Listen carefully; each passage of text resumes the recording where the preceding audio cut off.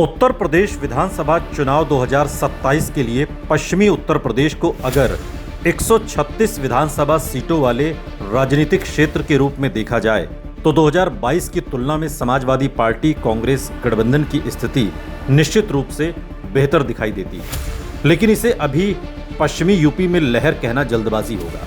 चुनाव में अभी थोड़ा वक्त बाकी है। 2022 में पश्चिमी यूपी की 136 सीटों में बीजेपी और उसके सहयोगियों ने 93 सीटें जीती, जबकि समाजवादी पार्टी आरएलडी गठबंधन ने तब 2022 में 43 सीटें जीती थी। 2017 में बीजेपी ने इस क्षेत्र में लगभग 100 सीटें जीती थी, यानी 2022 में उसे नुकसान हुआ था, लेकिन विपक्ष उस नुकसान को बहुमत में नहीं बदल सका।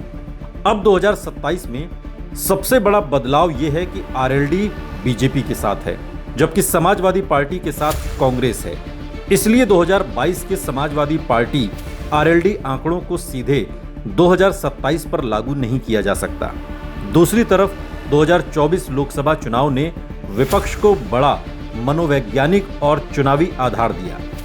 यूपी में समाजवादी पार्टी ने 37 और कांग्रेस ने 6 लोकसभा सीटें जीती और दोनों दलों के उम्मीदवारों ने मिलकर 224 विधानसभा सेगमेंट में बढ़त बनाई, जबकि बीजेपी 162 सेगमेंट्स में आगे रही। पश्चिमी यूपी में भी बीजेपी का प्रदर्शन 2019 की तुलना में कमजोर हुआ।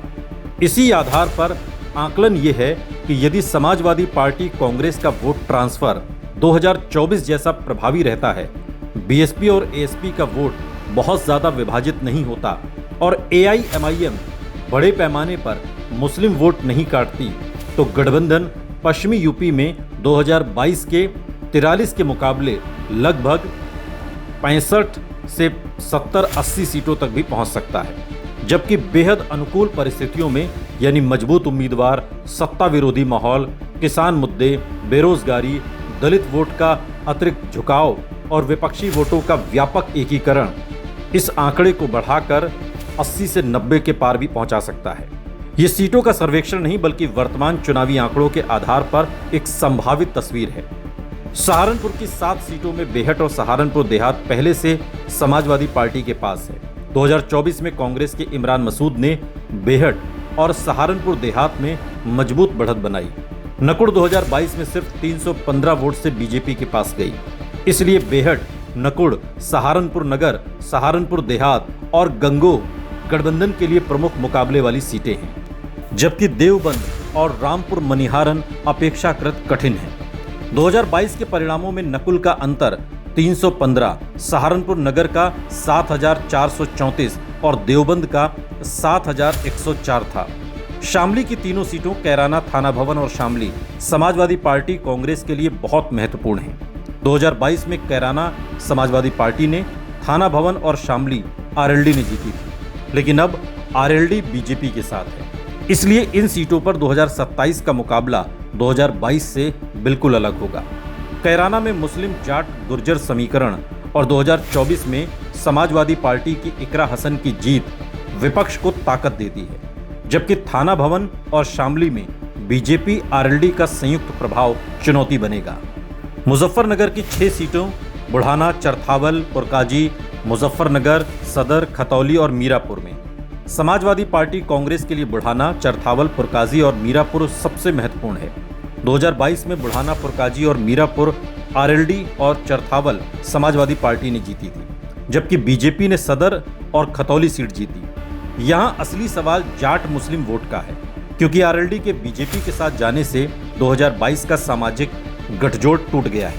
अगर मुस्लिम वोट समाजवादी पार्टी कांग्रेस के साथ मजबूती से रहता है और जाट वोट पूरी तरह बीजेपी आरएलडी में नहीं जाता, तो विपक्ष 4 सीटों पर गंभीर चुनौती दे सकता है। बिजनौर की 8 सीटों नजीबाबाद, नगीना, नेहटौर, बिजनौर, चांदपुर, नूरपुर, धामपुर, बढ़ापुर में नगीना, नजीबाबाद, नेहटौर, बिजनौर और चांदपुर समाजवादी पार्टी और कांग्रेस गठबंधन के लिए खास तौर पर महत्वपूर्ण है। यहाँ मुस्लिम दलित समीकरण और चंद्रशेखर आजाद की आजाद समाज पार्टी तीसरा एंगल पैदा कर सकती है। इसलिए नगीना जैसी सीट पर आजाद समाज पार्टी का प्रदर्शन परिणाम को पूरी तरह बदल सकता है। अमरोहा की 4 सीटों धनौरा, नौगावा, सादात, अमरोहा और हसनपुर में अमरोहा, नौगांवा सादात और धनौरा विपक्ष के लिए अनुकूल हो सकती हैं, जबकि हसनपुर में बीजेपी की संगठनात्मक ताकत अधिक है। मुरादाबाद की 6 सीटों में कांट ठाकुरद्वारा, मुरादाबाद ग्रामीण, मुरादाबाद नगर, कुंदरकी और बिलारी समाजवादी पार्टी कांग्रेस के सबसे मजबूत क्षेत्रों में है। 2022 में समाजवादी पार्टी ने 5 और बीजेपी ने केवल मुरादाबाद नगर सीट जीती थी, वो भी महज 782 वोटों से। इसलिए मुरादाबाद को गठबंधन की सबसे सुरक्षित बेल्ट में रखा जा सकता है। रामपुर की 5 विधानसभा सीटों स्वार, चमरौवा, रामपुर, मिलक और बिलासपुर में स्वार, चमरौवा और रामपुर समाजवादी पार्टी के लिए मजबूत और मिलक, बिलासपुर कठिन मानी जाएंगी, जबकि संभल की 4 सीटों गुन्नौर, चंदौसी, असमौली और संभल में असमौली और संभल बहुत मजबूत है। गुन्नौर में मुकाबला रहेगा और चंदौसी बीजेपी के लिए अपेक्षाकृत सुरक्षित सीट दिखाई देती है। 2022 में समाजवादी पार्टी ने असमौली और संभल जीती थी, जबकि बीजेपी ने चंदौसी और गुन्नौर में मुकाबला किया था।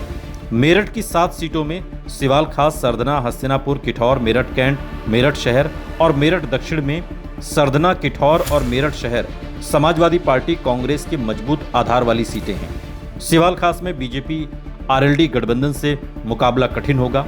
हस्तिनापुर में बीजेपी का आधार है, जबकि मेरठ कैंट और मेरठ दक्षिण में बीजेपी मजबूत है।